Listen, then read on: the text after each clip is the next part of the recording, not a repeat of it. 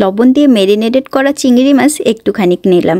মূলা, চিনি আর লবণ দিয়ে মেখে রেখেছিলাম 40 মিনিটের মতো। বড় বড় লাল মরিচ আছে, সেই মরিচের সাথে একটুখানি পেঁয়াজ, একটুখানি আদা, একটুখানি রসুন দিয়ে ব্লেন্ড করে নিয়েছি। মূলা যেহেতু 40 মিনিট হয়ে গেছে, ভালো করে কচলিয়ে একটা ঝাঁঝরি বা বলে উঠিয়ে নিলাম। মিয়ালচি একজট, মাছের সস, চিনি, তারপরে মশলা বাটা, বেশ খানিকটা কোরিয়ান মরিচের গুঁড়ো আর একটা ভে বা পিয়ারের রস করা।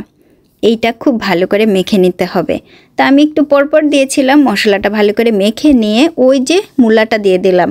মূলাটা দিয়ে যখনই মাখাতে যাব তখনই মনে পড়লো আমি তো রস দিই নেই, ওই যে ভের বা পেয়ারের রস, তখন দিয়ে দিলাম। আপনাদের দুলাভাইকে ডাকছিলাম দিতে।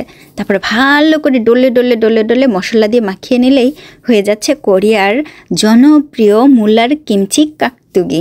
এই কিমচিটার নামই হচ্ছে কাকতুগি, মূলা দিয়ে তৈরি করা। কতদিন যাবে? একবার তৈরি করে রাখলে 3-4 মাস তো ভালো যাবেই, আর অনেক বেশি তাড়াতাড়ি খেয়ে ফেললে একটু কম দিনই যাবে। কিমচি আসলে কি আমাদের দেশের আচারের মতো।